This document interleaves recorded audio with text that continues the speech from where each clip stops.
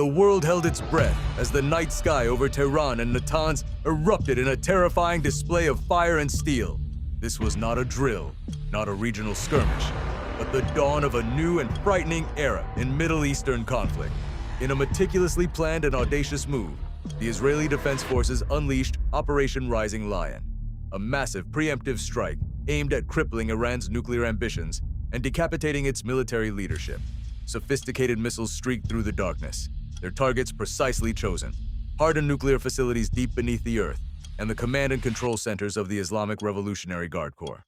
Animated maps, broadcast across stunned global networks, highlighted the sheer scale of the operation, tracing the arcs of destruction from launch sites to impact zones. The message was clear and brutal. A line had been crossed, and the shadowy war between these two powers had finally exploded into open, devastating conflict. As the sun rose, the immediate aftermath painted a grim picture of the operation's success and its catastrophic cost. Smoke billowed from the smoldering ruins of oil refineries and industrial complexes along the Persian Gulf, casting a dark pall over the region. News channels, struggling to keep pace with the rapidly unfolding events, displayed a somber gallery of high-ranking Iranian commanders, their portraits marked with the stark finality of deceased. The international community watched in horror as Tehran, in a swift and furious response, declared the Strait of Hormuz a no-go zone. Satellite imagery confirmed the threat, showing Iranian naval vessels forming a blockade, effectively choking off one of the world's most critical energy arteries.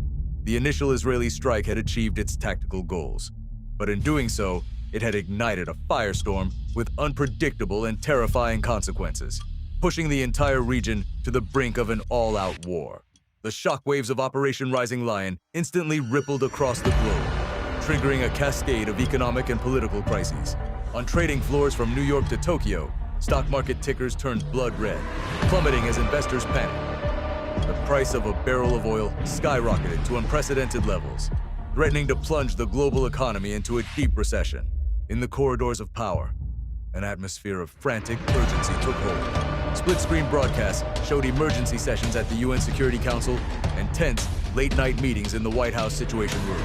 The United States, caught between its alliance with Israel and the looming threat of a wider conflagration, was forced to act. Stealthy B-2 bombers were scrambled from their bases, their flight paths converging on the Middle East, while naval destroyers began launching Tomahawk cruise missiles at retaliatory Iranian positions.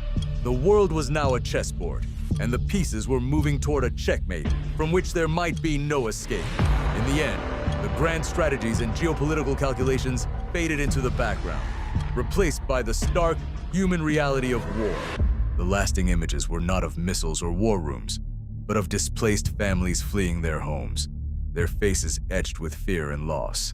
Satellite views showed a Middle East scarred and volatile, with hotspots glowing like angry wounds from Lebanon to the Persian Gulf.